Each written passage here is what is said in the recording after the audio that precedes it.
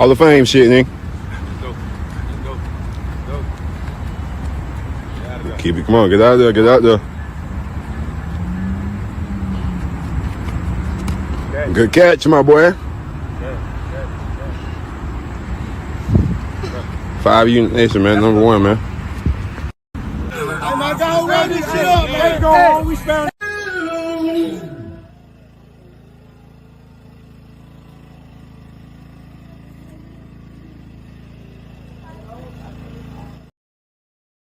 So y'all, welcome back to another episode of SGDS. This is another extended version.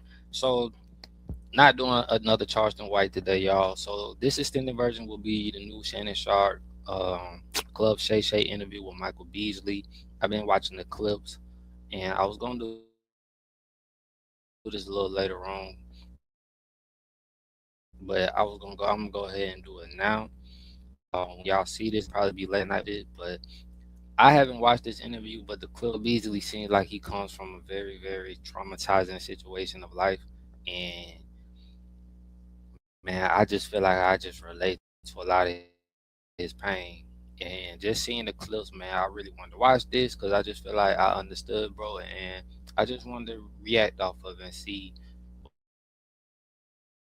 what I can learn from it, what we can learn from everybody watch my videos, who watch my podcast, my reaction, man. Let's just see what mentally, because I know everybody going through something, man. So let's just touch up on this, man. Before I get started, please subscribe, comment, leave how you feel about it. Just please do what you got to do, bro. And I apologize, I'm not feeling so good today, so I am under the weather, but let's go ahead and get started, y'all.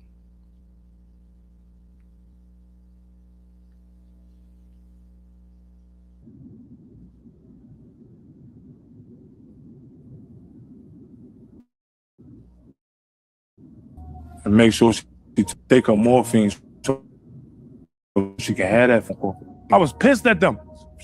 God, man. I didn't know how to say that. And then I just went out there. Talk to them. Shit, they was just laughing at me and shit. Magic Johnson and LeBron James, my favorite people. I couldn't even be happy around them because they was laughing too. All my life, been grinding all my life. Sacrifice, hustle paid the price.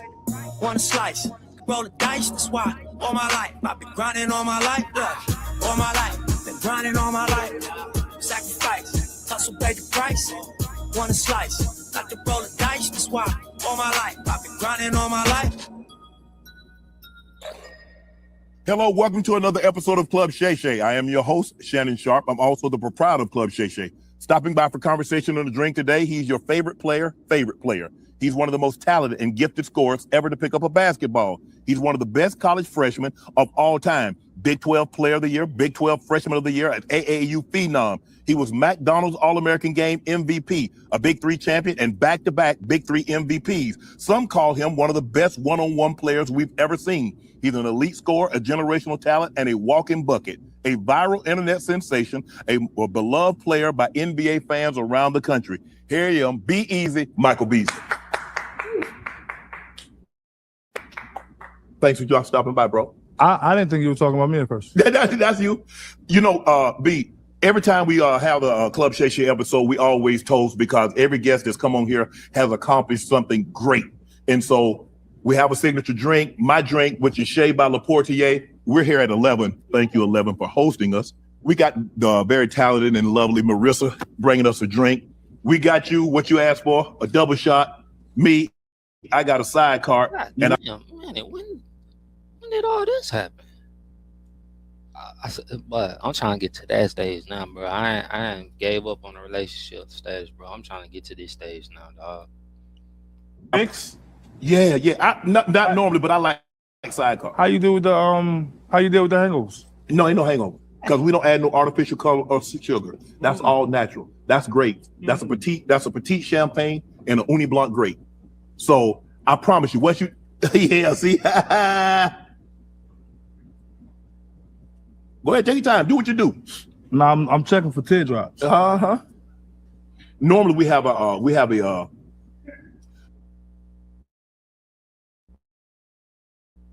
Websites your competitors don't want you to know. Part 2. All you do is go to this website, and it lets you find out exactly how much you're. Turkish quartz glass, especially drink our cognac. 80% of it comes through. So when you nuzzle it, you don't get that burn. You don't get that thing that's hitting you in the head. I like it better than VSOP. Who's VSOP? You know what I'm talking about. They ain't paying me. I ain't gonna say it.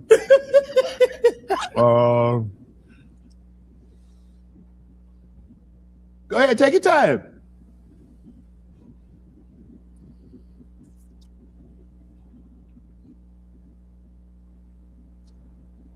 I put it next to XO. See what I tell you? That's what it is. It's a VSOP that drinks like an SO. Well, what's the price? It all depends. We don't set the price. The retailer sets the price. So we sell it to them for one thing, and obviously they're going to make their money. So it all depends on where you are. $100, $200, what? $400? Somewhere between $79 and $99. And it tastes. Okay, I can do that. As a matter of fact, we won't give you a bottle before you leave. Yeah, my bottles cost. Yeah, I know what your bottles cost. Yeah. So let's get right into it. From the DMV. I'm from DC. You from DC? So you claim I'm from DC and PG County. Okay, so the DMV just really give it DC, Maryland, Virginia. So yeah, we don't live on Virginia side, and they don't live on our side. Okay. And no disrespect to them and things like that, but the DMV is a new thing. Bet. All right. So you from DC, Prince George County. Yeah. Okay. Growing up in DC as a child, what did Bees wanted to be when he was a kid? Honestly? Yeah. A rapper? Really? Really? I'm one of those dealers. I don't want to say it online, but I was raised by my uncle got the Rico the first time when I was 8. I think it was 97. I think that's most kids' dream, bro, to be an athlete, or they look up to the drug dealers and street dudes. But I think the narrative is gonna change as time go on. Hopefully, I don't know. I might just be talking, but I hope the narrative change of black kids wanting to be something different than, an athlete or a drug dealer. Because you got to look at it. A lot of these athletes mentally, bro, are damaged, and it's crazy out here, bro. Like, we talk about putting these kids in all these sports at the beginning of they real young, not knowing how much that mentally could be damaging them. 7, 96, I was like 7.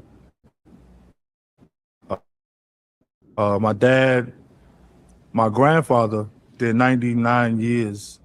He died. Right. But he used to rob banks. Damn. So I used to think, so that's what you grew up around, and so that's kind of. But they all kept me on the basketball court. So I shot my first shot at 3 years old. I remember it, Walker Mill Park, Walker Mill Gardens, I think. And back outside court.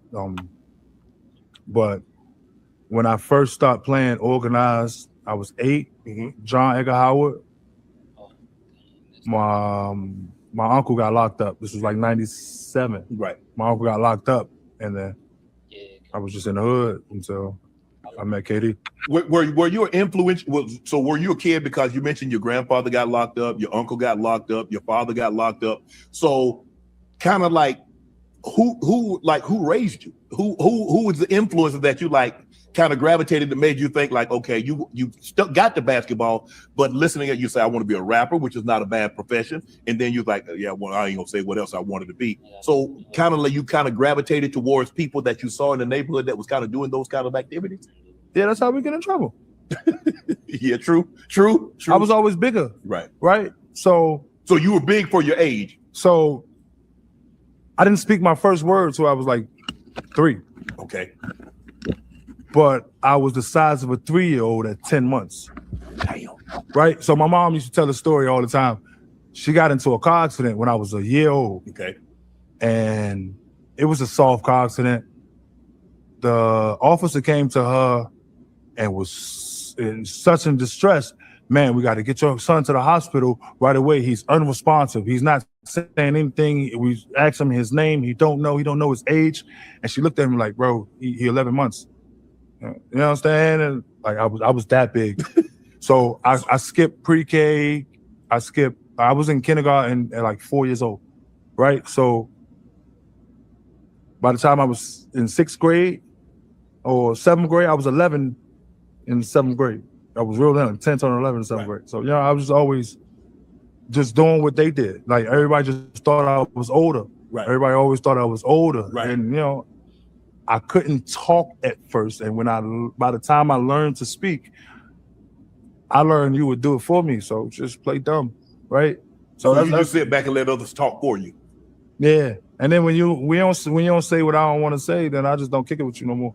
But that's just my whole life, and I wasn't Michael Beasley until I was like maybe 15. Like right now, I'm just like, I was just Mike. They called me Little Mike. My dad was Big Mike. Okay. So I was just Little Mike. And my grandmother used to call me Bougie Man.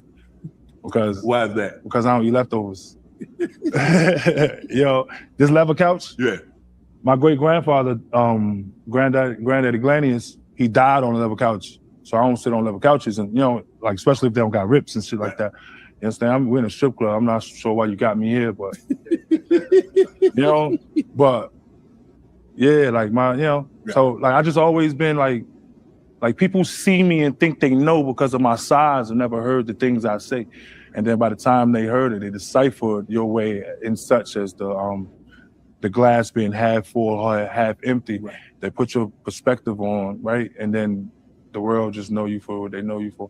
You mentioned your grandfather, your father, your uncle. How different do you think your life would have been had you had those people in your life being in a more influential way and not doing what they did? How do you think that would have impacted you?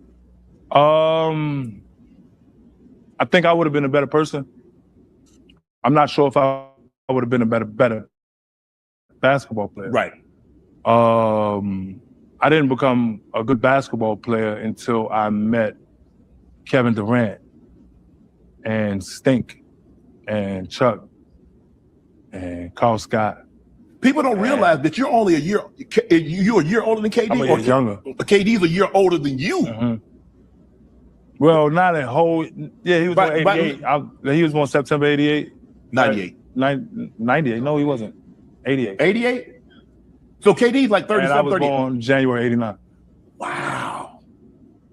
So I would have never guessed that, Bees. Wow. Because well, you did. Hold on. You telling me I look old? No. You don't look old. But I just think the thing is because Kevin Durant, and I think this a lot of this is that Kevin is still playing, and we're going to get into that. Kevin is still playing at an elite level, and I look at. Wait, I'm still playing at an elite level, but I'm just in the NBA. Oh, but hey, let me ask you a question. Yes. If you didn't breathe, is the air still here? Yes.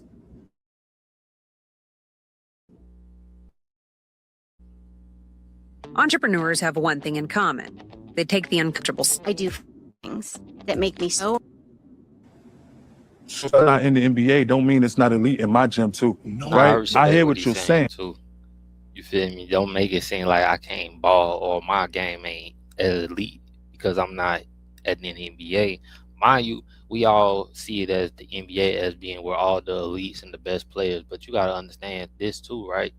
It's a lot of great players that never made it to the NBA that got themselves in trouble. I mean, we all know that they ain't got themselves in trouble. They never had the opportunity or the resources or the attention put the spotlight on them. Mind you, Michael Beasley did, 2nd round overall pick, but from what I'm been learned and what we probably is gonna learn, bro had a lot of trauma that going on in his life. Yes. But I'm still dribbling the basketball too. Don't retire me early. Okay. All right. The regular season is wrapped and the NBA playoffs are finally here, and there's no better way to cash in on the high-flying hoops action than Prize Picks, a preferred partner of the NBA. Every basket, every dime, every win means more when you're playing on Prize Picks. So don't pass up the next shot with Prize Picks and get $50 instantly in lineups when you play your first $5. Do it live. 2026 NBA Finals Sweepstake alert. Pick live squares during the NBA playoffs, and you could win a trip or two to the NBA Finals. To enter, you just make a $5 lineup with at least one live player pick during any part of the 2026 NBA playoffs. Live player picks are picks made after a game is already in progress. Prize Picks is simple to play. You know, this playoff season, I'm all in on LA. Always LeBron, more. Get in on the action. Prize Picks is now available in all 50 states, including California, Texas, Florida, and Georgia. Download the Prize Pick app today. Use code Shannon to get $50 in lineups after you play your first $5 lineup. That's code Shannon to get $50 in lineups after you play your first $5 lineup. Prize Picks, a preferred partner of the NBA. You said Kevin is a year older than you. Mm-hmm. You met Kevin, and that kind of changed. What did that do for you as far as basketball? Kevin was the first person that's ever told me, don't do that, let's go to the gym. When the gym was closed, we used to go to the back of the gym, and it was embarrassing at first, but whatever. It was a small 7-foot court, and he was better than me first. Right. So he knew how to jump off 1 foot. I knew I was a 2-foot jumper. Right. And we used to try to dunk on each other. Right. All the time. And bro, he used to dunk on me so much because nigga, I didn't realize then, but he would stretch up over the 1 foot, right? So like KD was the first person that right? And then after that, I met and like ultimately fell in love with Nolan Smith. You know, and he taught me what basketball. He ended up, didn't he go to Duke? Mm-hmm. Okay. They just go to Duke. He was Duke, national champion. Yeah. Whatever. But yeah, I fell in love with Nolan, and Nolan became my brother. And like I lived with Nolan from 14 to when I went to college, 13 when I was to college. You mentioned that you met KD, and then was that when your love of basketball took shape? Or you already played? I always loved it. I just didn't know how to love it because I only played outside. I played at 9. I played at John Edgar Howard, but then my uncle got locked up. Mm-hmm. That was my first understanding of the RICO and shit like that. Oh yeah. But he was my only way to the basketball court. You know, my mother, my mother raised us right, but she raised us how she could. Right. So she didn't know what she didn't know, right? She didn't know that I needed that at the time. He did. So he got locked up when I was 8, 9. From 8 to 11, I didn't have basketball. Then I met Kevin at 11, turning 12. I started going on AAU trips then, and then I met Nolan on 13. And then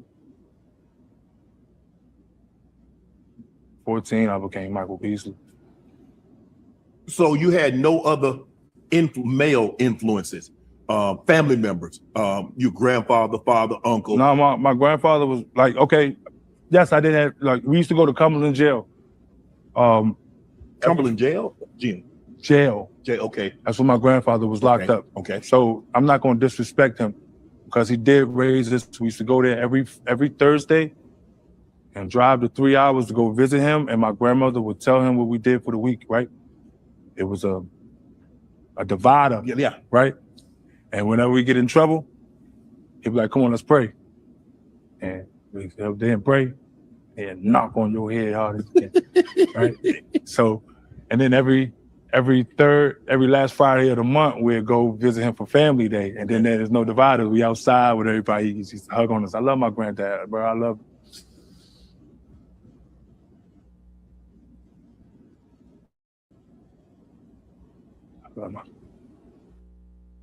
Bro, that's something you know, bro, is really hiding a lot of pain from watching this, bro.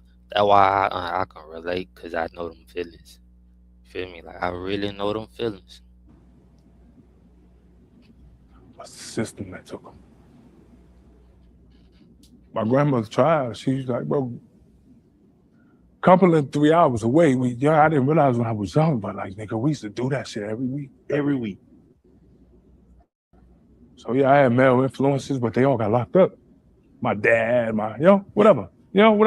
Right. Yo, I may cry sometimes, but just act like you don't notice, right? Right. I'm tired of that part, right? Whatever. I gotta get it out at some point. I don't need that. You good? I don't need that. But yeah, yo, I love my granddad. He just died when I was 9. He passed when you were 9, and to see the emotion, the raw emotion coming out of you 30 years later, what did that do? What did that do to Michael Beasley? To see your grandfather be incarcerated, never get an opportunity to see you outside, never get an opportunity to see what you became. Big 12 player of the year, Big 12 freshman of the year, number 2 overall draft pick. He never got an opportunity to witness that. And I know a part of you wanted him to see, because I know how proud you are of him and how proud he was of you, but he never got an opportunity to witness that. It was the first time I thought about that. And if I can answer it honestly, yes. I'm glad you didn't ask me last year or the year before, because I would have gave you a childish answer. If I can answer it honestly, I'm happy it happened the way it happened, because I told you he got 99 years. Right. If he was to see that, it would be behind the jail cell. Right now he can see it and be happy about it. Right? So if I had it my way, it's selfish. Right? Which is why we got to let go of the old us. It's selfish to know who we want to be tomorrow. So yeah, I miss my granddad, but I can't miss him no more than God has him. Your father, did you have a relationship with your father? Yeah, when I was young. What was that relationship like? Did he take you? You got kids? I do. So what was it like when you were young? 2, 3, right? You loved them? Oh yeah, absolutely. Your first one, how old is he? My oldest is a girl. My son is in the middle, 34. That's fine. He'll be 34. Girl, boy. I tell everybody, you get from your girls in the first years of life what you want from your boys, and vice versa. That's where the term mama's boys go and daddy's girl. Yes. Right? So it's the same. My dad didn't have money. Okay. My mom thought she was doing what was best for who she was as a, right? At the time, this was 89, 90. Yeah. A lot of new bills was coming up out. Yeah. Sending the 3 strike, a lot. Yes. Understand? Yeah. So when my dad didn't want my mom anymore. And he told me this when I was 25. When my dad didn't want my mom anymore, then she made it hard to see us. So that's what happened to that relationship. I remember being mad at my dad. Because you didn't know the full story, huh? Nah, I ain't gonna speak on my situation, you know what I mean, like as far as my kids and stuff like that or whatever, but you hear a lot of stories of the mom. How can I say it? The father usually staying away because he can't be with the mom. But it's just as many stories of the mom keeping the father away because the father don't want them no more. They want to raise their child. And the kid has to suffer from that situation. And you see it all the time. Not many stories where it's like, I don't know, bro. You just hate to see us like, bro. A lot of the time when we talk about like, bro, we have a traumatizing life as kids, bro. Like, it's so traumatizing when you hear stories of us growing up, bro. Just the situations we in, the survival mode we be in, the stuff we see, the stuff we hide. You know what I mean? Like, I know it's stuff that my kids hide from me and stuff like that, and it bothers me. But I get it because, I mean, at one day, bro, I had to really realize and understand that I was a kid too, and I remember what I used to do. So it's just, I don't know, man. It's a painful situation as a parent and just seeing different things, and we as black people, how sometimes we don't understand how we literally pull our trauma onto our kids, our own kids. And then like when I was 25, he told me the whole story. And this is why I just want people to tell the truth. Because my dad told me the whole story, dog. And I'm talking about I didn't have to say a word because like we used to grow up, no food, served sandwiches. We used to grow up with powdered milk. We used to grow up, you understand? Christmases. Damn, how the did she do that? Right? But when I was 25, my dad told me how she did it. I used to come around with 4,000, and just because I didn't want to be with her, she'd take 3,500, 3,800, and just send me on the way with 200. And won't let me see y'all. He told me the real side. And like I said, I don't blame my mom because she was doing what she was doing that she thought, right? But that just took years away from my dad. And when he told me the real story at 25, I got mad at my mom. But did you ask her, when you talk to your mom, say, Mom, this is what Dad told me? Is that what happened when I didn't see him as a child? What did she say to you, Mike? Let me ask you a question. Yes. What woman in your life is able to take accountability? Yeah. They always. The one right there, boy, got to be more careful. What woman in your life is able to take accountability? I'm still working on that with the youngest one right about now. Makeup, right? You got a point, Mike. Huh? You got a good point, Mike. You know what? I take that back. We all make mistakes, but I think when it comes to my daughter, she knows her wrong. She's just a manipulator, but she knows when she's right and she knows when she's wrong and her wrong. Accountability is hard sometimes for women. Yeah, so that led to me and my mom not talking for 3 years. Oh my goodness. And then I found out she had cancer, and then she died a year later. And then the whole world laughed at me for that, so I don't want to talk about that. Is it true that when you met Kevin Durant of the basketball team, you stole the pizza? Yeah. How you? Yeah, I had to. What you mean you had to? Because y'all judge decisions and not choices. Right? You all think you know what you know and what you wouldn't do, but then at the same time, you boast to the world how you're the only one of your kind, and then chastise everybody else for not being like you. I wasn't like them. I was going home to 5 mouths to feed, and my mother always told us, if you bring one in the house, you better bring enough for them all. So I wanted a slice of pizza, and at the same time, I didn't want my ass whooped. If I'd have came in a motherfucking car, it was 4 people in the car in the back seat of a 2-door Nissan Pathfinder. Niggas thugging it. Got in that shit. If I'd have got him with one slice, man, shit, have took the slice, whooped my ass, and none of us would have got pizza. So yeah, I took half the slice because the nigga half the slice was fucking 5. Nigga, I was eating one and had 4 more. Nigga, nigga, I was the man in my house. Nigga, I ain't gonna lie. Everybody was happy that day, huh? Bro, got home, I was the first on the Xbox. Bro, for real. Y'all laughing, bro. I got home, man. What? My mom, she ain't had to cook dinner. Right. Bro, she made me a cool little, like my mom used to make this banana pudding. Quick little, bro, we going to sleep. Man, she bring me a little cup, dog. Man, that's why, man, listen, bro. But yeah. I love banana pudding. That's my favorite dessert. Yeah, that's exactly, it happened. Yeah, it happened. But it's like, dog, I had to. Listen to that you talk. It sounds like you had responsibilities, a man's responsibility as a child, because you thought, said, look here, I got brothers and sisters.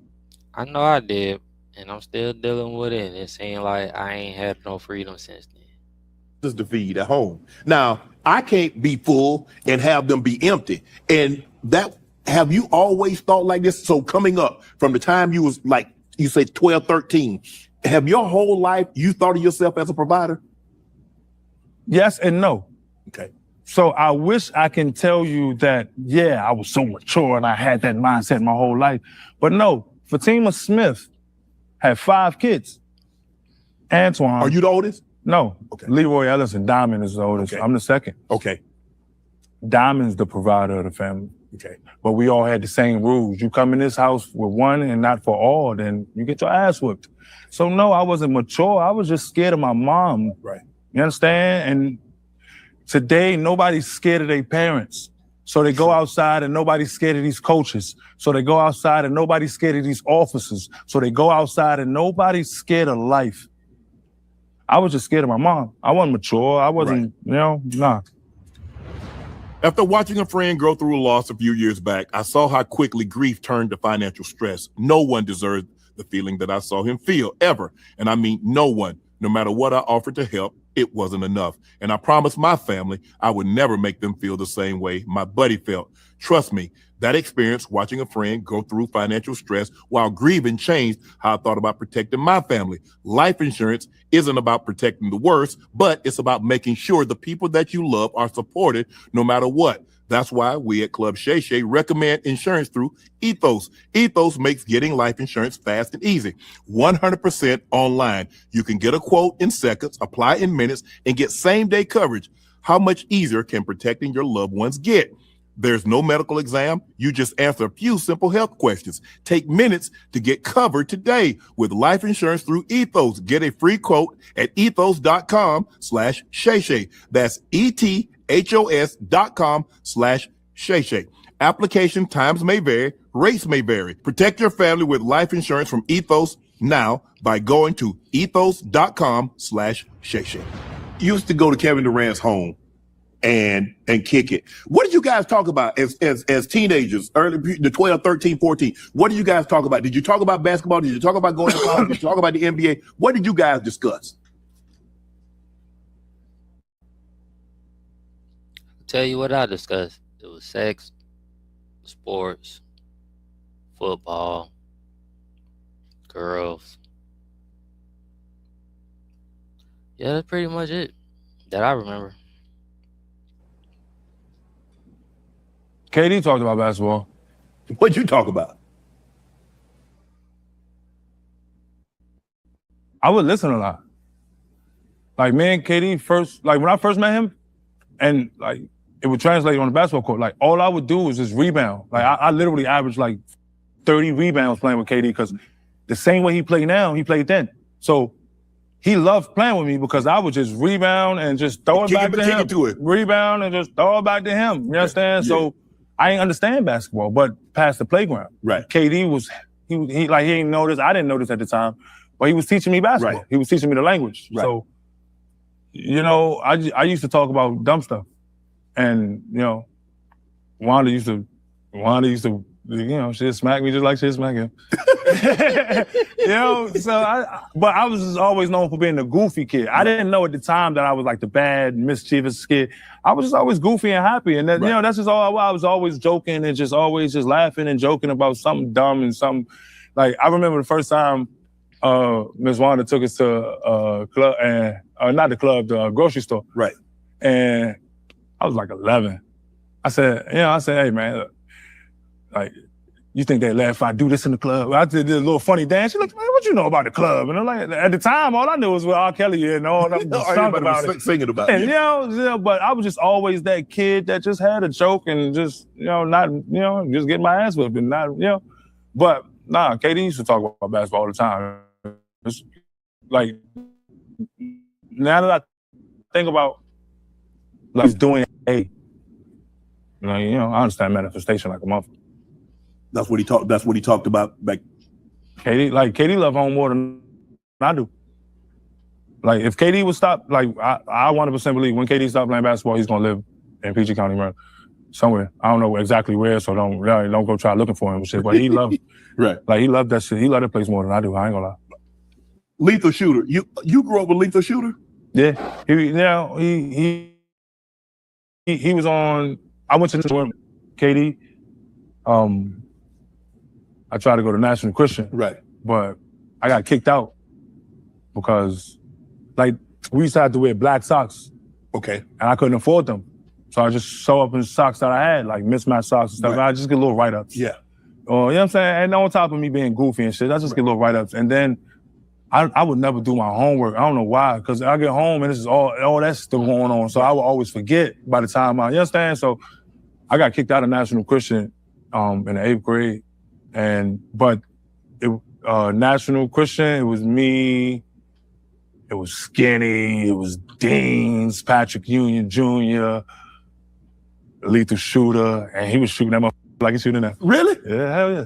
Nigga, that's what he was known for. Like he was never the greatest, most athletic basketball player. Yeah. But before and back then, you would get in trouble for shooting those long threes. Yeah. That's the only reason he didn't play a lot. Right. Because he didn't know how not to shoot those long threes. Man, he was shooting that you know, but then when he get to his mid-range game, bro, you're going against KD, so he can do what he blocking shots. You understand? So it was hard for him to figure that part out. He eventually did. Right. And you see what he is today. But like, bro, he shoot that shit from, like, he step across the half and just let it go.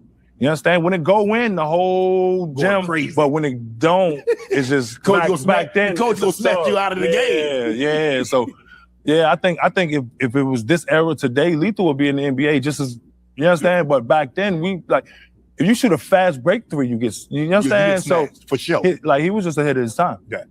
Do you think more NBA players should have shooting coaches? Because I see him working with a lot of different people.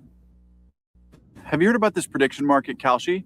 Yeah, lets you trade on anything from sports to culture. What about UFO sightings? Can't just leave them like that. Yeah. Why not? You want to be the best? You do. If that's the Sometimes you got to humble yourself to learn what you need to know. Right. You don't know everything, and pity to the fool who do. The AAU culture. I've heard a lot of people say this. Even KD spoke on it. LeBron spoke on it. I've seen a lot of prominent players that come up in the AAU culture that said the AAU culture is bad now. Well, how different is the AAU culture now compared to when you grew up? Money. Damn, money ruins everything, huh? Yeah. We didn't know about the money they was getting. We played for the love of the game. Correct. We played for a chance to go to college. Yes. We played for a chance to get an education. Right. Then we played for a chance to take care of our family. Right. NIL opened up the gates all the way down to 10 years old. Okay, news flash, people, only 60 get drafted a year and 20 of those get cut. There's only been 4,800, roughly 5,000 people that's ever made it to the NBA. Chances are your son won't. Bro. Exactly why I never push my kids to just play sports. You got to cut them numbers down, bro.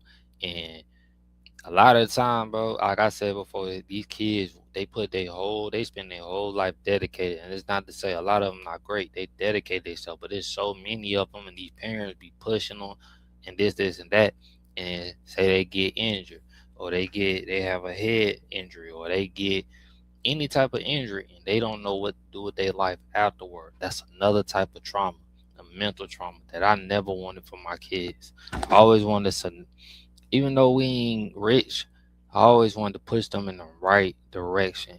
Sometimes I question if I have or not. Like, I'm not the best parent, like I feel. I don't know, bro. Like, I just hope as they get older, they start listening a lot more and knowing that daddy has always been honest with them. But when it comes to these kids, bro, like, all that AAU and all that stuff, bro, I don't even like putting them. Like, I ain't never cared for none of that stuff because I seen what it was and how these people use these kids and destroy their whole childhood from it. They need to have fun first before they make money. That's what's wrong with AAU today. Everybody trying to make money and be the best fourth grader and the best third and best. It's like, dog, play for the right reasons and the right things will come. Is it the parent? Because a lot of times parents, because kids don't know what they don't know. Okay. Kids only know what you tell them. Kids, right? Yeah. You know, a 2-year-old thinks he's God. Ask me why. Why? Because he doubled life, and last year he was just a fucking blob getting fed everything. Right. Now he climbing all over the bro. He think he conquered life. You gonna let him make a decision? He think he God. He a narcissist. Every 2-year-old is, right? So these kids don't know what they don't know is my point. Right. It's up to these parents to stop thinking everything financial. Because even if it comes, right? Let's just say your youngest child make it to the NBA. Correct. Right? How much does he owe you for the 18 years of life he lived? He don't owe me nothing. Okay, so why are you so worried about how much money he make or doesn't? You should just be worried about a good person. Yeah. You should be worried about the good morals. Right. You should be worried about discipline. You should be worried about good health. Right. We all think money is going to bring that. That's why these BBLs are... Nobody just want to do a sit-up. Nobody want to eat. Right. Do squats or lunges. Yeah, man. No, because I agree with what you said. I didn't have a child as an investment. Well, I'm going to have this kid and then eventually it's going to pay dividends. That's what I do with stocks. I'm not having a child to look at a return. Now, it's okay to invest in your children. Yeah. S&P at At day one, yes, $100 just a month. By the time they turn 18, it'll be like 1.8. Right. Just compounding. Yeah. It's okay to invest in them as children. Teach them how to I'm invest. investing, but I'm not looking for a return on my investment. Just be a good kid, be a good person. You know, the return is to go out and be respectful. Yeah, to the not world. monetarily. Correct. Be respectful to yourself. Understand God is above us all, and don't judge nobody. Right. The best business, the mind, is your own, and that's the best way to make money. It's Young here. Let me tell you something. There are moves and then there are power moves, like when a coach steps in and changes the culture overnight. Or a power move when a quarterback leads a team that's a champion and he goes to another team and they become a champion. Yeah, that's a power move. Or when a basketball player pulls up from the logo and before you know it, power move happens. That's what Unc love. And you know what else is a power move? Hiring Morgan & Morgan. They're the largest injury law firm in America, over 100 offices, over 1,000 lawyers, and they've recovered $30 billion for over 500,000 clients. I'm talking real wins too. $6.1 million in Florida when the offer was only $100K. $29.5 million in Georgia. $10.6 million in Nashville. So if you're injured because someone else messed up, don't play around with it. You deserve to get paid. Make a power move. Check out Morgan & Morgan. Their fee is free unless they win. Go to forthepeople.com/Shannon or dial pound law. That's pound 529 with your cell phone. That's FOR thepeople.com/Shannon or pound law. This is a paid advertisement. But a lot of times the AAU coaches, they have these players and they're special. Michael Beasley or Kevin Durant or whomever coming out. And these AAU coaches, like if you send him to this place or you send him to that place or you let him get this shoe, there's a reward for said coach down the road. Money. So the money goes back to money. The root is ruining things again. It's not the money that's the root of all evil. It's who controls the money, which becomes the root. Yep. Right? Right. It's not the people. I mean, it's not the money. It's the people. People are the root of all evil, bro. You gotta be careful who, bro. Money in the wrong person's hand. That's why I don't like being around nobody that like, bro, like just. I don't know, bro. Like I've been going through so much when it comes to just reevaluating and rebranding me. I just, and then it's just yesterday I asked this girl about I was like, dang, is my attitude that bad? And she was like, it's not until it is, or something like that, she said. And I'm like, what? And it's just, to me, bro, I think in all due respect, bro, I really feel like just people just can't handle my honesty. Like, if I feel like I'm being played with, I'm gonna tell you I feel like I'm being played with. And people might not take how brutal honest I am. And that be the craziest things as adults, people not being able to take honesty when they be wanting honesty. And I look at things and I like, bro, I don't waste so much of my time pouring into people, and I said this 100 times on here.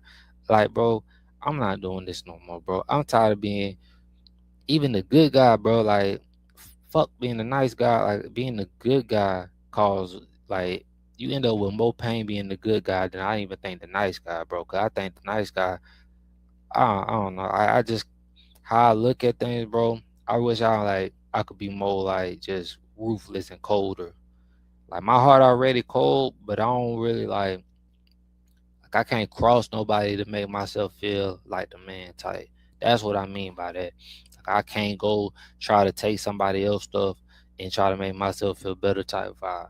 That's like, and trying to like help people, like just always helping people when really, bro, I got to start pouring back into me. And I've always said that, but I've really never done it. When you make decisions from your stomach, then you have no oxygen for your brain, right? Right. You got a phenom, and this place is willing to pay you to bring that phenom to, right? Just $100,000, right? How much are you giving the kid? How much are you giving the kid's mom? Probably nothing. That's stealing, right? I found that out from my peers in the NBA draft camp. That's how I grew up. Right. So they was making money off you, but they ain't kick you nothing. They ain't kick your mom nothing. And no, you were struggling. No, you got... No, this is how I knew that. Like, so NBA draft camp? Yeah. Me, D Rose, Eric Gordon, OJ Mayo, all of them. We was in the room like playing cards and stuff, right? Because a lot of y'all playing the McDonald's All-American Yeah, team. we all knew each other. They all looked at me and was like, "Yo, Bees, you know, like I know you was getting paid that out." No, I wasn't. Man, bro, for you to go here and you to go there and you to do that, you to do that. I was looking at them like, bro, y'all tripping. I've never got paid $1. I never, right? But then they start naming dates and stuff. I'm like, oh shit, bro, he gave me $1,000 there. Oh, you know what? He gave me $1,500, and then nigga $1,000 at 14, 15. Yeah, that's a lot of bread. Right? But now my peers are telling me that he was getting 100,000, he was getting 200,000, he was getting 50,000, he was getting right. My mom wasn't living like that. So then I called somebody I trusted that knew this person and said, yo, 1, 2, 3. He looked at me and said, 4, 5, 6. 7, 8, 9 is the rest. And then nobody pay attention. Right? So he's profiting while you and your family struggling. And then I still owe you when I get there. Would you know that I paid my childhood off $185 something when I found out? Like, same person had a receipt from 13 all the way to when I got drafted. And I looked at it, and it was shit on there like McDonald's receipts. Hold on, shit like that. Right? Plane tickets. It was shit like, and this is a real thing. We don't say names, right? You told me that. Right? But bro, yeah, I had to pay my childhood back. So I don't owe no man for anything, because the one hey, and then it's like I paid for, I raised myself. These. That's real. Somebody kept documentation. Yeah. Oh, they bought you. Man. Why you say somebody like you didn't just say these coaches hold money? Your coach. These I don't, bro, or listen, handlers or whatever the case may be. Yes. But it's the documentation. Of what? He kept documentation when I took Bees to McDonald's, or I bought Bees some shoes, or I did this, or I did that. From the time you was 13 to the time you was Which is what broke my heart. Because you thought he was doing it out of kindness of his heart. Which is why I just asked you, how much do you, for 18 years of his life, if you're a real dad, how much do you really, if your son grow up and become Elon Musk and only give you 10 grand or not even. My kid ain't got to give me nothing. Right? My kid didn't ask to come here. Let's just we can talk real facts if y'all want to hear real facts. I'm not going to, later for the days that I just subscribe to whatever y'all say, either hear what I say or don't ask me. But this is real shit. High school. Is it true you went to 6 high schools? Mm-hmm. I went to 7 elementary schools. I went to 4 middle schools. I went to 6 high schools. Okay. You went your freshman National Christian, 30 points, 10 rebounds. Sophomore year, Riverdale Baptist, 28, 13 rebounds. Junior year, Oak Hill. No. Okay, go ahead. What I miss? What we miss? I went National Christian. I went Longburg Prep.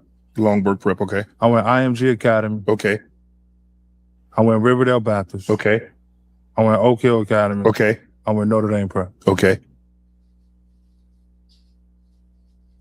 Why so many schools? Because I didn't understand who I was at the time, and I was just a jokester. Yeah. Remember I told you the size thing? Yeah. When you see me, like I would be quiet first, so that people take that as maturity. Right. So then what I would do, like things a kid would do, not only would it surprise you because you think I'm older, right, but it extra surprise you because you don't know I'm actually younger. Right. Remember I was 11, 10 turning 11 in the 7th grade. All my peers was 12 turning 13. Right.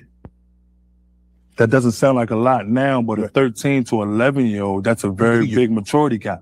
So let me ask you a question. How tall were you? How tall were you 11, 12 years old? 6 foot, 6'2", 6'3"? 11, I was 6'1". Yeah, like 6'1". Yo. I was big my whole life. I never had a growth spurt.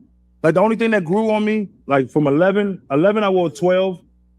And then the summer of 8th grade, from 7th grade to 8th grade, these shits went from 11 and a half to a fucking 18 where they are today. Swear to God, that's not nigga, my mother hated me that summer because she thought I was lying just to get new shoes every week. And every time we'd go, like, dog, bigger size, bigger for 6, 7 months. Right. Bro, feet was hurting. How did you even find shoes a size 18 for? We did until I started playing basketball. So you basically had to wear basketball shoes the whole while.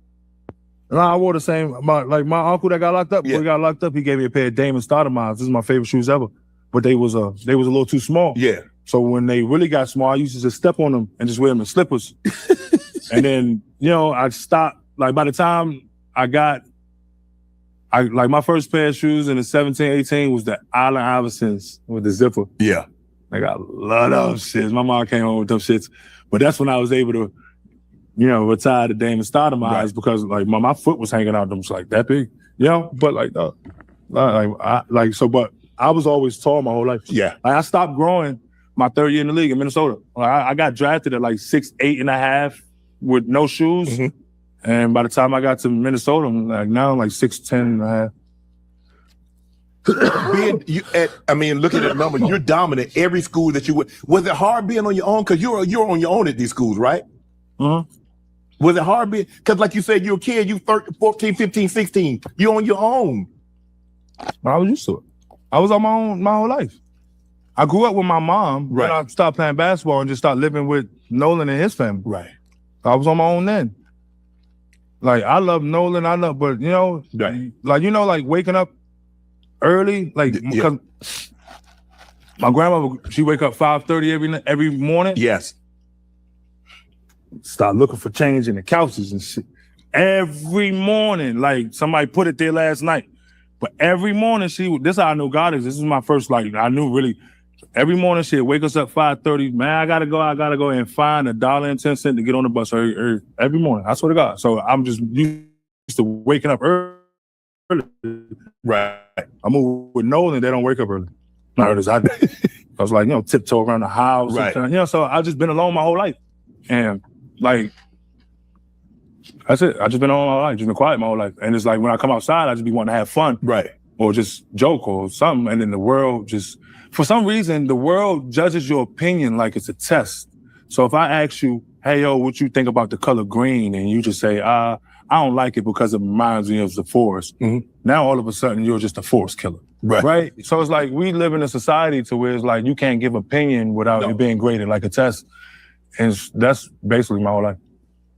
McDonald's All-American game. You won the MVP. Derrick Rose is in that game. James Harden is in that game. O.J. Mayo's in that game. Kevin Love, Blake Griffin, DeAndre Jordan. You go to the McDonald's All-American. Obviously, you're one of the 24 best high school basketball players in America. You win the MVP. When did you know, you know what? I can go to the NBA. I'm gonna be great. When did Michael Beasley finally it dawn on him? I'm a bad mofo. Right then, I was just mad. What were you mad about? I was the number one player in the country, and I get to ESPN, and they got me ranked number 6, and Kevin Love number 1. No disrespect to Kevin Love, because I love him, but ESPN been doing this for my whole life.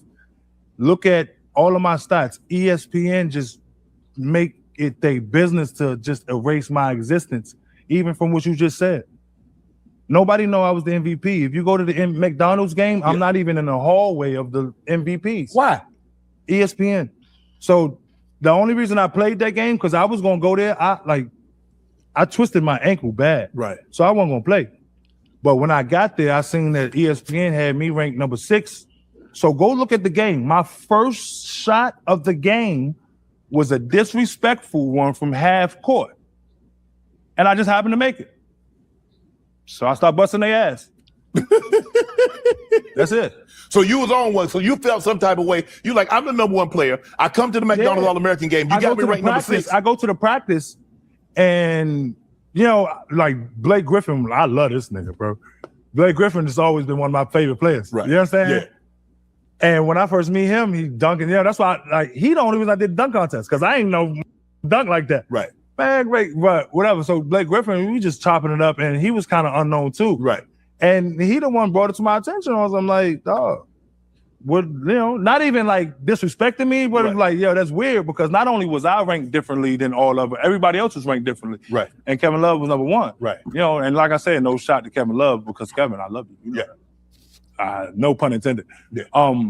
But I just remember being mad at that, because I worked for that number one spot. Right. I was chasing OJ Mayo. That's Right. how I was chasing OJ Mayo my whole. And then when we finally get here now, OJ Mayo ain't even a thing to chase. I forgot how much talent that was, bro. OJ Mayo, Kevin Love, Derrick Rose, Michael Beasley, Blake Griffin. Like, damn, boy, that's a lot of goddamn talent that was coming up at the same time around there at the DMV and all, just not even in the DMV, just all around that area, bro, around that time and that age group.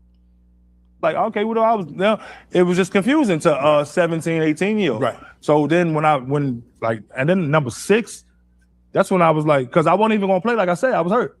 So I was just on some disrespect, like some fuck y'all shit, and I wish I wasn't, because that was my hood side. Yeah. If I could have been professional, I would have really gave it my all, and then probably would have had 40 points on the ass, 50 points. Stop and savor the strawberries. That's Daz. But you made it your mission. You made it your mission that you was going to destroy that you was going to destroy those guys in that game. After I made the first shot, yeah. Like going up into I was just remember being confused. But when I made the first shot, I was like, oh, these niggas trash. You took a shot from half court. How they trash? They ain't guarding that, Bees. That ain't my fault.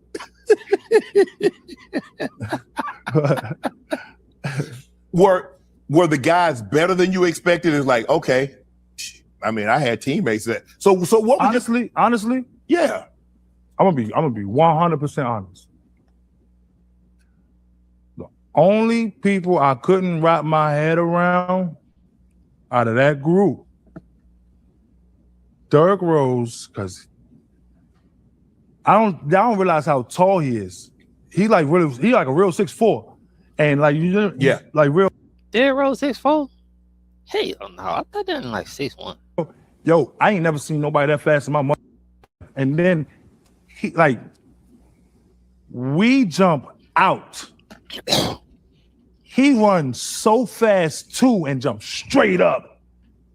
Man, I ain't never seen no shit like that in my life. I'm so taking the contact and just boom.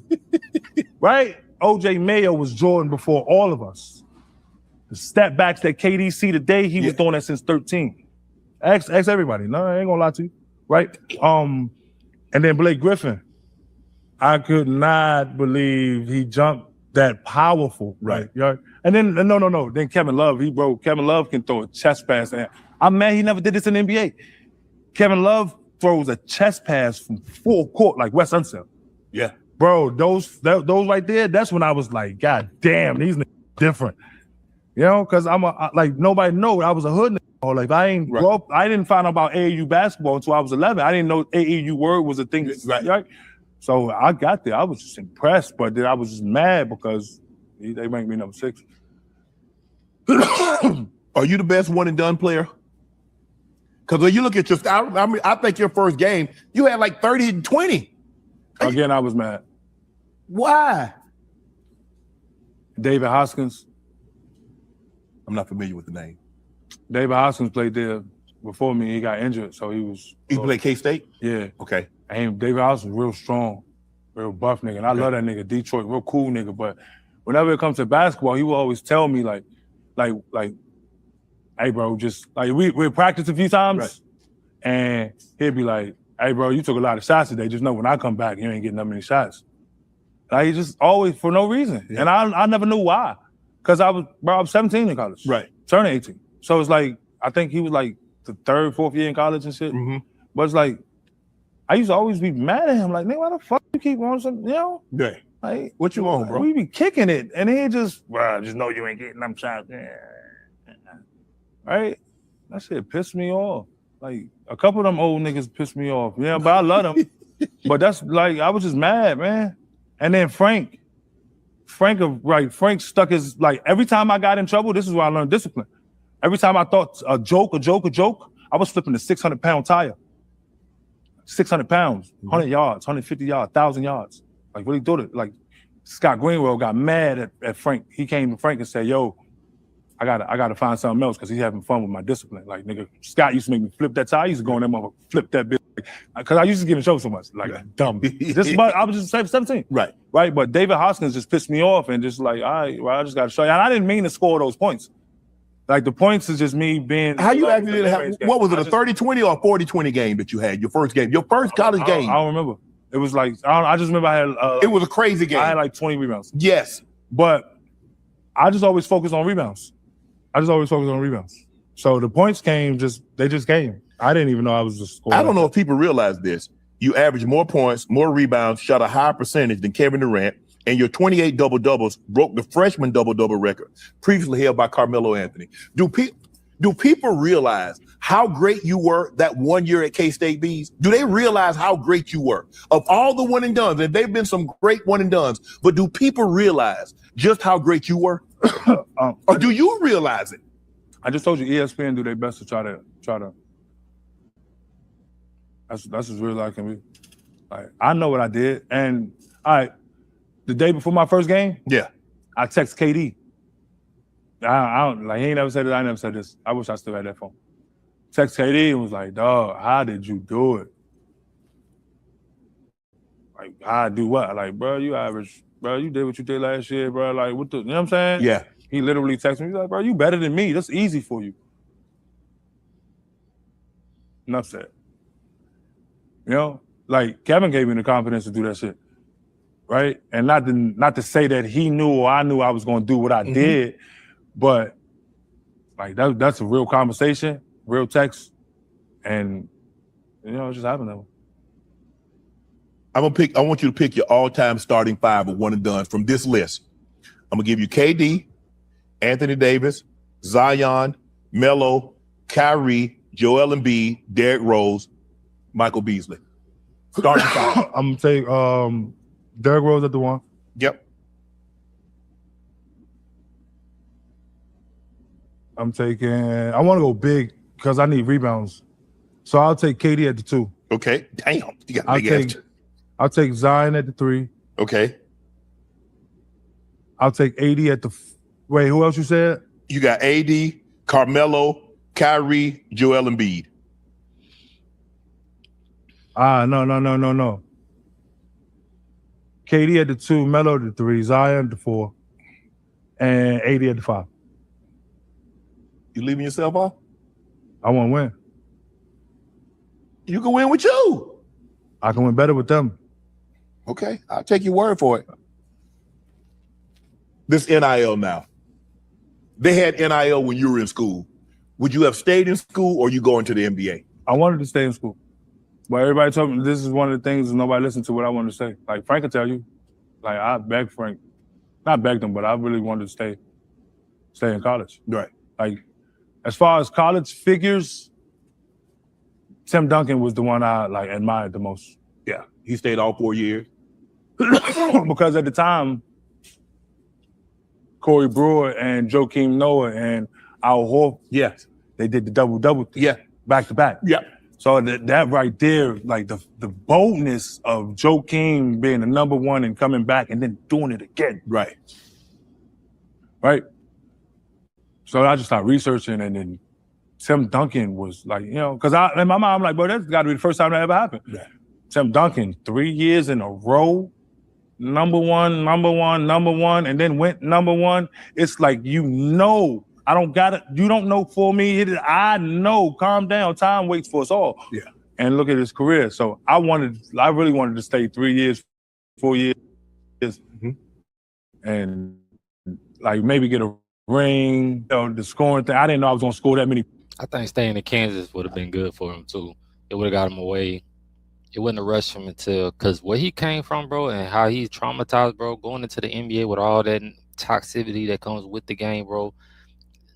He didn't really learn a lot of the stuff he needs to, and I feel like he just really got taken advantage of, bro. And that's the worst part of this game, because these people don't really care about you. They just see you as, bro, this is just a business. And once your time is up, they on to the next, bro.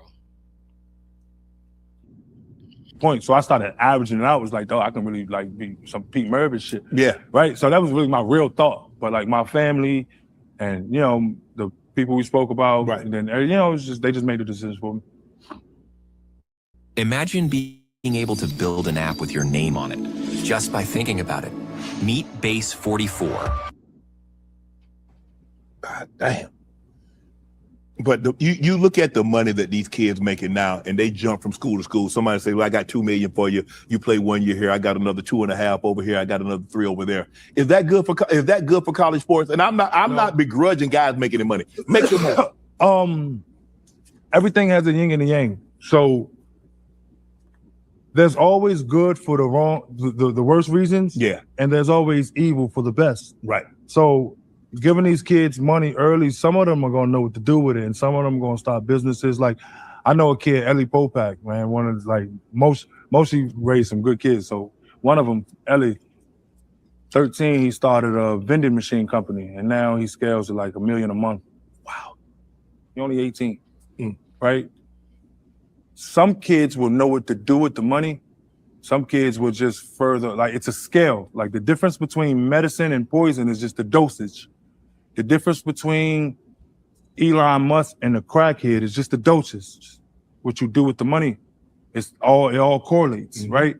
So yeah, I would love to say it's great, but then if I'm being honest, if I can look back on the past and everything isn't 100%, but we do as a society repeats itself as history, I have to believe that this money is detrimental to some of these kids. Right. I think they should just be playing for the right reasons. I think they should be playing to be a better person, to learn discipline, for longevity. I think we're so scared of the right now that we don't think about tomorrow. That's where the money comes in. And goes out.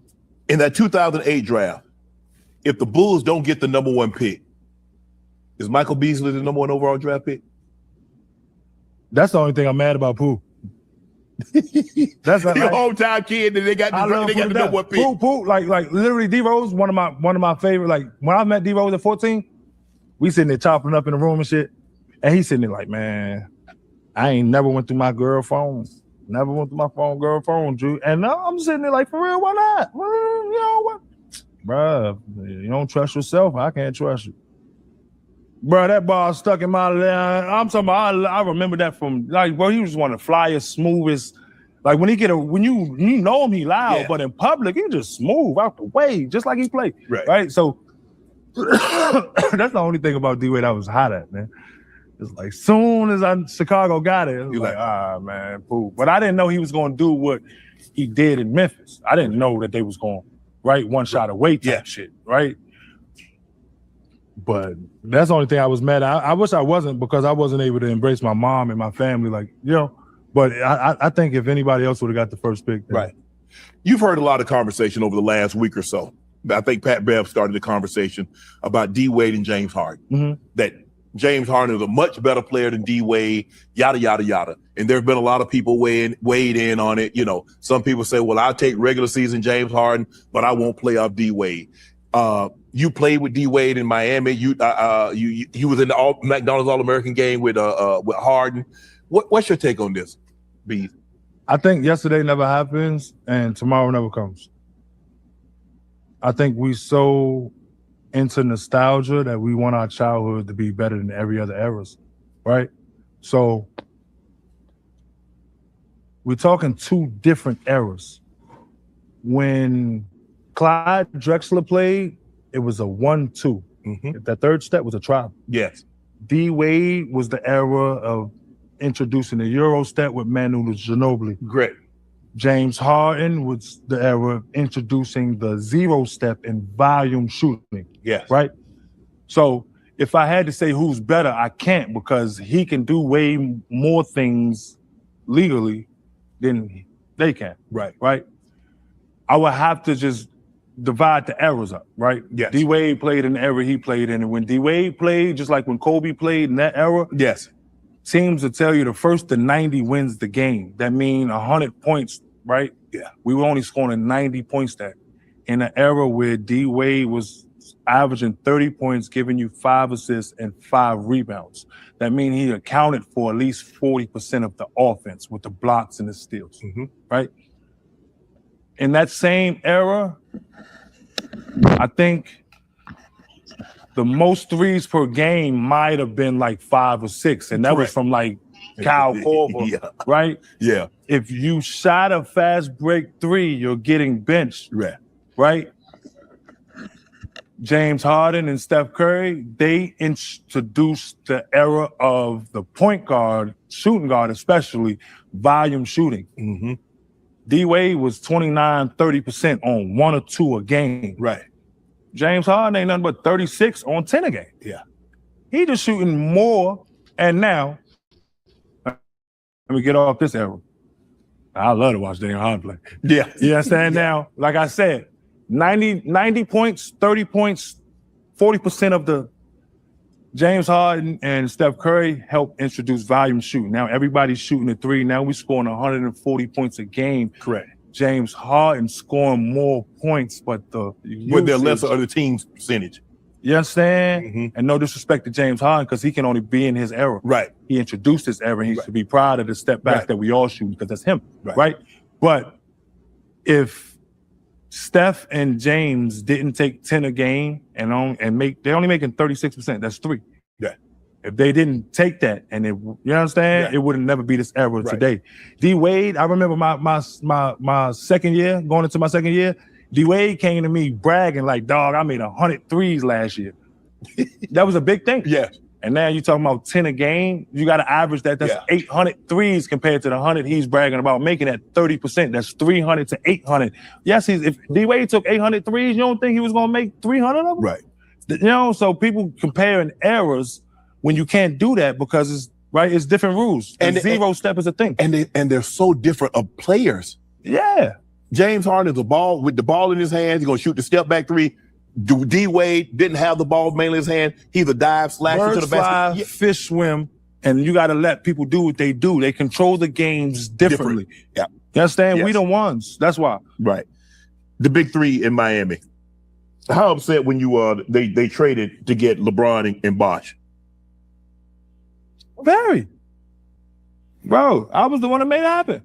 Like, now this is why I love Pat Riley, because he's just as honest as they come. And now maybe he was telling me, maybe he knew before he was telling me, but he sat me down and he said, bro, I'm not trading you, because, it was trade rumors. Like, I ain't trading you. He said, the only way I would trade you is if I can get Bosh and Braun at the same time. That's literally, he said those words to me. You understand? So I remember being in my house. I was in the sitting room, falling asleep, waking up to my phone going off. So everybody telling me I was going to Minnesota. So that was like maybe 2-3 weeks apart. But when it happened, it was just straight to Minnesota. I was just upset. It was like, damn, man. But whatever. I was mad. Yeah, I was mad. Braun, my favorite player. Braun, the first player I told my mom about. Braun is the reason I spoke to my mom about basketball for the first time. You understand? Like, we was at the track, and Stink came to me and KD was like, bro, he's 240 and he's 6'8". And we just was like, oh my God, he doing that. I went home and I told my mom, bro, I want to be that. That's the first time I ain't want to be a rapper no more. Real shit. Cause like back then, everybody outside was centers. Braun had helped me and KD. Cause Stink was working on me and KD. Stink used to always tell KD, when you dribble 5 feet. You understand? So it was a brand new thing for somebody our height to be but when we saw LeBron, we said, oh, no, nigga, yeah, we coming right after that, yeah. Man, I remember telling my mom that, and she was like, bro, I don't know who the fucking LeBron James is, or so Braun was my favorite person my whole life. You got an opportunity to play with LeBron. you go back to Miami, and before we get to that, why weren't you more successful in Miami? Looking at your college career, Bees, I ain't gonna lie. Being honest with you? Yes, please. Because everybody gets drafted to their own. Bro, keeping it real, bro, I ain't never seen him really open up as much as he doing on this.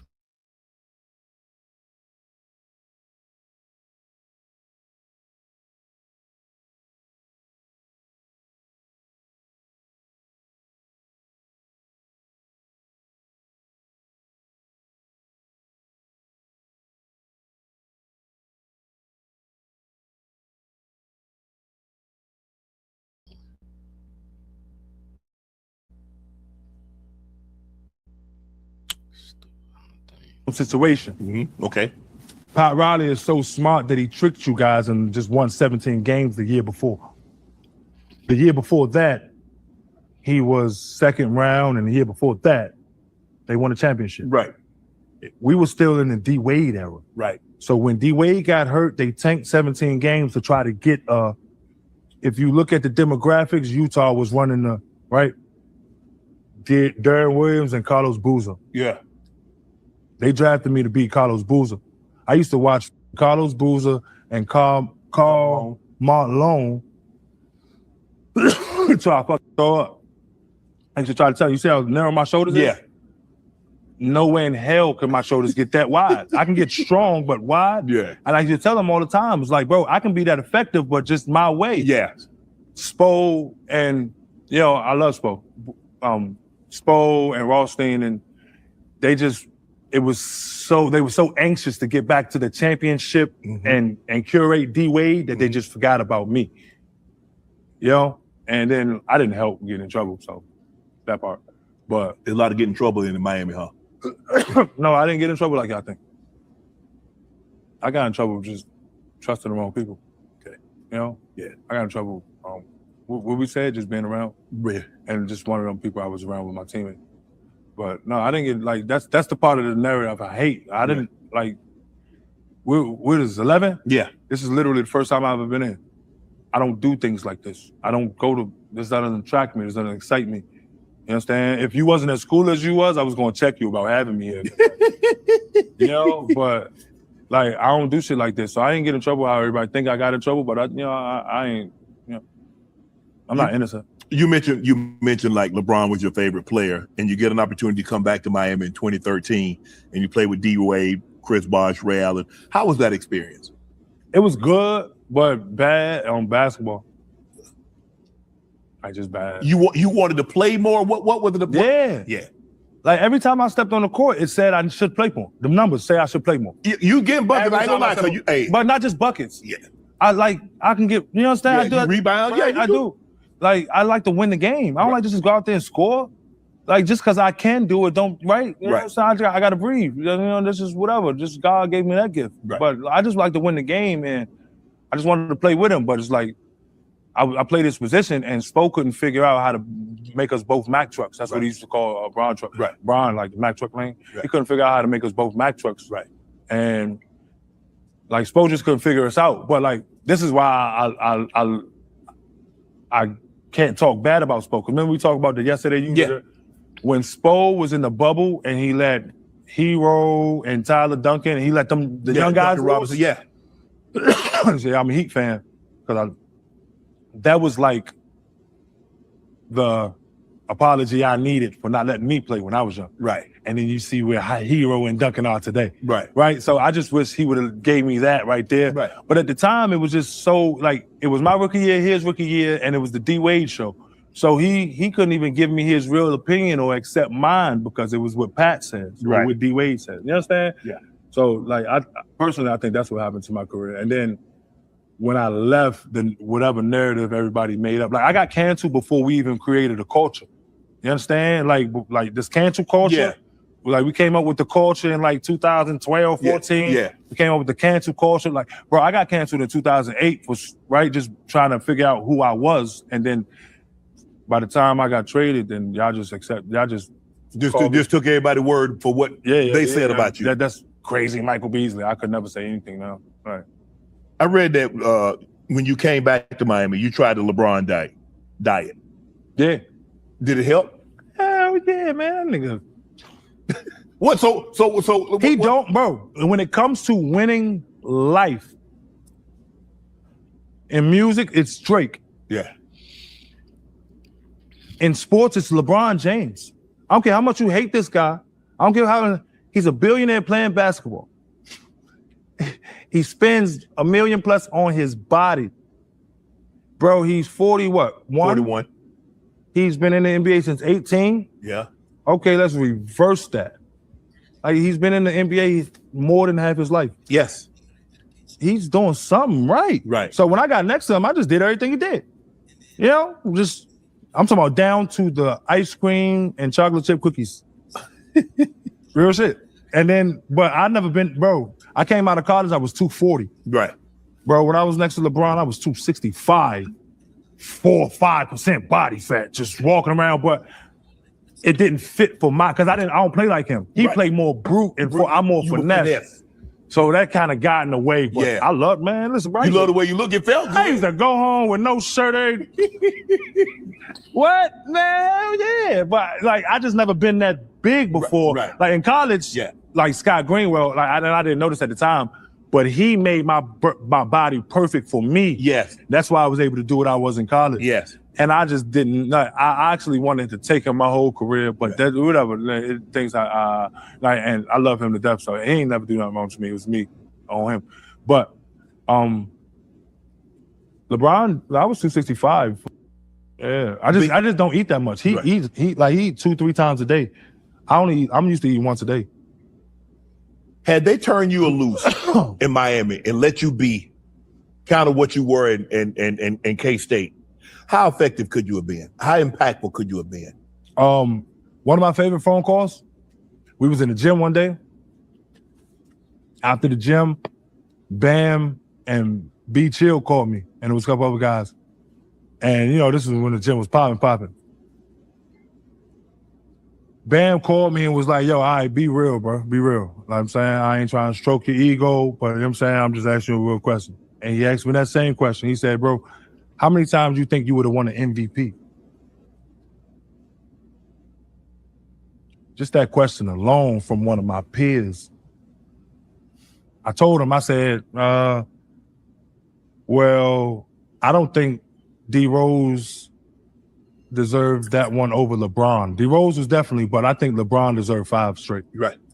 I don't think I would have got it over Kobe or Westbrook's triple-double. Right. So if I'm being honest, I would have been 2nd, 5th, 10th for a lot of years, and I may have got one. Right.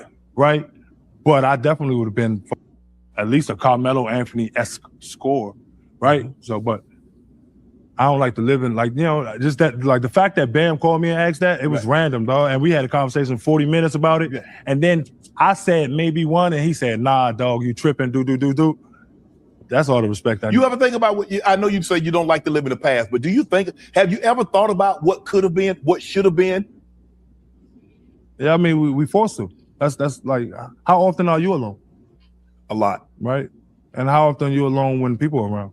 Like, I'm never in your brain. Mm-hmm. It's a million things going on. You got more. Man, I just told that girl that one I was talking about yesterday. I said, man, in the chat, I was like, I feel alone in a room full of people that say they love me. So I'm always feeling alone, bro, and that's a hurtful thing, bro. Morons than there is in the universe. So yeah, I dwell on the past a little bit, you know, but that's just helped me prepare for the future a lot more, you know. You mentioned the ice cream and cookies. DJ told a story. Norris Cole has told a story. I was on the plane. You was on the plane. Tell her what transpired. The way I think they were playing cards or something. I'm gonna tell you from my perspective. Yes. Spo tried to swing his dick and Riley tried to swing their dick.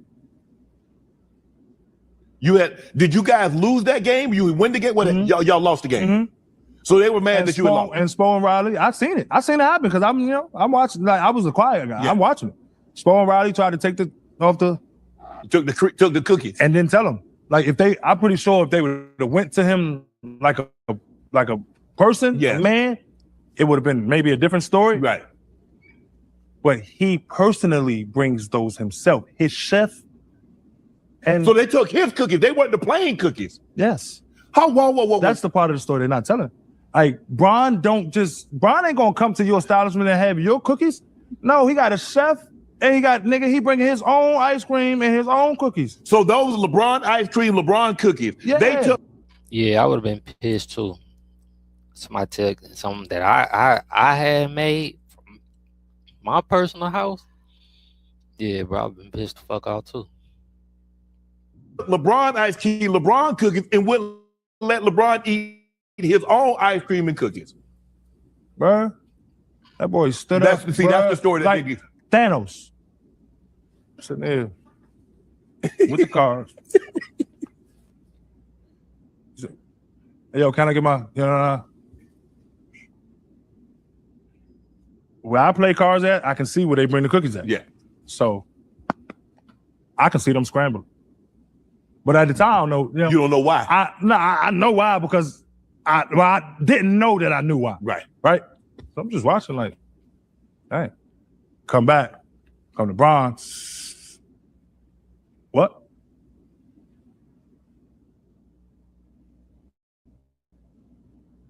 Hey, hold on. Stood up and yelled as far as the back. Everybody heard him. Yo, if anybody do it, bro, sat down. I mean, it was loud as, and sat down. It's cool as a cool. You ain't got my cookies. Y'all ain't going.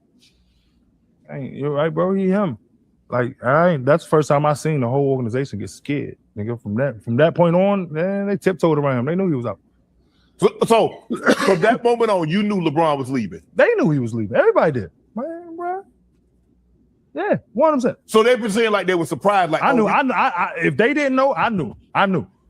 Because like, everything was different. Everything was like, bro, he's such a fun person. Yeah. He's just such a, like, people see this him and bro, he's just such a fun, goofiest person you'll ever be around, bro. It's like, you understand? Yeah. It fucked me up because I'm just expecting to be the goofy one. You understand? Right. And he played the joke before I played the shit. Like, goddamn, nigga. You know what I'm saying? It's like, bro, Brown the easiest person to be around. That's why it's like when you fuck up, you just fuck up.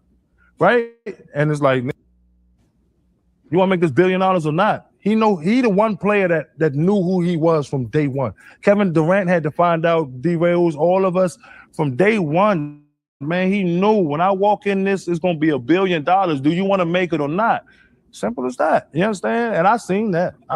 See, I thought the cookies. I thought the cookies were like the team. No, he brought his own cookies. Now I could be wrong, but I don't think no. I remember Ron bringing his own cookies. Man, how y'all lose to the Spurs? I didn't play. I played the 1-2 games. Spo, like if Spo would have played me, we'd have won. They couldn't figure, like, watch the game I played in San Antonio. Yeah. Like I scored like 8 points in like 2 minutes or some shit. It was like the end of the game, but it's like if Spo would have played me, they wouldn't have had no answer for them. Right. But I was in the suit the whole game, so don't say y'all anything. Spo didn't like me. Why? Because I don't know. I don't know. I really don't. But I thought the objective is to try to win a game. You ain't got to like the player. If the guy's gonna help me win, if you got a player that's per 36, my per 36 match up with DeMar DeRozan's. Why am I not paid like it? Why haven't I played like it? Right. So yeah, logic applies to us all, but when it comes to Michael Beasley, it just doesn't. My whole career, go watch it. I've always watched more than half the game, and my numbers showed that I should be playing more. Right. But for some reason, people just took my thoughts and opinion as great in the test, and I got judged for being that instead of who I actually am. Were you still in Miami after LeBron left? 1 year. How was it? Worse. This Spo looked at me and set me behind James Ennis in the belief that he was the next LeBron James. I love James too, but Spo, you wild for that one. I was hot. The whole year I sat in there. I came back from China, so I had to go bust ass in Shanghai. Yeah. First time, like whatever. Came back, and Spo literally had me sitting behind James Ennis and Shabazz Napier, right? It's like, bro, whatever. He just didn't like me. Wow. He just didn't like me. You've heard the conversation. There are a lot of people that say Memphis, and I don't know how much time you spend in Memphis other than being on basketball travels. LeBron spoke about the hotels. KD spoke about the hotels. Even Randolph and Allen, Tony Allen spoke about the hotel. But what is did LeBron get misconstrued? What is it about Memphis? I mean, I don't know a whole lot about Memphis. Have you spent any time outside of basketball in Memphis? Yeah, I got good friends in Memphis. So what is it about this hotel? Because I know Memphis problem is everything fun about Memphis is 30, 40 minutes outside of where the downtown is. Okay. You're talking to a guy like LeBron James. everywhere he's gone, the party has always been. He's not driving 30 minutes to find out where the party is. Right. So he don't know what real Memphis is. Right. Right? Downtown Memphis is not the prettiest place. It's ghetto, it's hood, it's scary for a person that got money. That's why Josh shouldn't be with the Ja, I love you. But I know some real good people in Memphis. Right. I know some real good people. Memphis is a fun city. It's just when you don't know, you end up on the wrong side and don't know who you with. Bron ain't got time for that. You understand? Most NBA players don't got time for that. Yeah, but it's hard to explain to our people that even in a dispute, we cannot have a respectful conversation without you wanting to fight me. You can't lose the fight. I can't lose the fight without us wanting to kill each other. Right. That's a real thing in our community. It is. And y'all want to chastise Bron because he want to be here forever for his kids? Right. No, if I was a billionaire and if I was as childish as he was That's the realest shit ever. Like, we as black people always think, bro, like, just because nigga don't want to be in a toxic area or around certain shit, and it really be ain't even black people. It just I don't want to be around niggas. Just like last night, bro. I hate being around. I hate working around niggas. I hate picking up niggas. I hate dealing with niggas. And ain't even just talking about black people. I'm just talking about in general. I was just talking to this dude last night about this. Bro, our community so fucked up, bro, and damaged. I don't want to be around that toxic ass shit. The females, all that, bro. Like, don't nobody want to be around that, bro, that really then came from that life or really understand what's behind that. And niggas just want to make it home back to their family, bro. Like, niggas want to have a good time, make it home back to their family. But when there's a whole bunch of, and I hate to say it, when I see a whole bunch of us, I'm gone. You ain't finna see me there too much longer. And I know it ain't going, and I ain't even gonna say us. If I know I see and I get a feeling for too many niggas, gone. Go and do things at my leisure. Memphis is not a place I want to do it at because I don't know, somebody that looks like me may rob me. Y'all gotta stop pretending that's not a thing. That's what's wrong. Accountability. Remember I told you the women? Yes. Okay, wait. Those same women has raised these men that's speaking today. Remember I told you the wise man don't say nothing? Yeah. Now we in the era of the closed mouths don't get fed. And y'all want to blame Bron for building a billionaire and not wanting to get shot, robbed? Bro, stop doing that. You mentioned Ja, and you said, I think what you were alluding to, Ja probably needs to move on from Memphis. No, Ja just around the wrong people in Memphis. So you want him to stay in Memphis? Bro, Ja just be kicking it with the cool kids in Memphis. Yeah. And Memphis is just a sidey town. So you kick it with some kids and the other kids don't like you. Right. Okay. You understand? Ja need to play basketball and just stop kicking it with those kids. You understand? And that's the part of, like, when I said it went viral or whatever the fuck.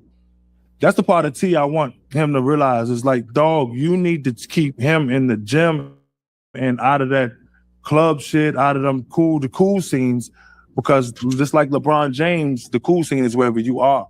No, Ja don't need to get out of Memphis. The city loves him. Yes. Ja just need to understand who he is to Memphis, so the city can love him to life and not love him to death. They need to help him become a better him, right? Rather than shoot him up, bang bang. You do realize that I think there's a greater chance that they're going to probably move on. You see, they traded Desmond Bain. You see, they traded Triple J. Desmond Bain, we the ones. He came out of our gym. Did he? Mm-hmm. So you think there's a greater chance that Ja stays in Memphis or he's moving on? What is and shall be. That's not that's up for the sun to see, you know, and us to handle. I don't know where he's gonna go and if he's gonna go anywhere, but I just think before y'all start judging him and then like just help him. 2018 Lakers, Josh Hart, Lonzo Ball, Brandon Ingram, Kyle Kuzma, Alex Caruso, Zubats. You play on that That's team. the team I played on? Yeah. Should they have kept that core together? Honestly? Yeah. I wasn't a basketball player then. What were you there? My mom died. I couldn't. You couldn't focus, huh?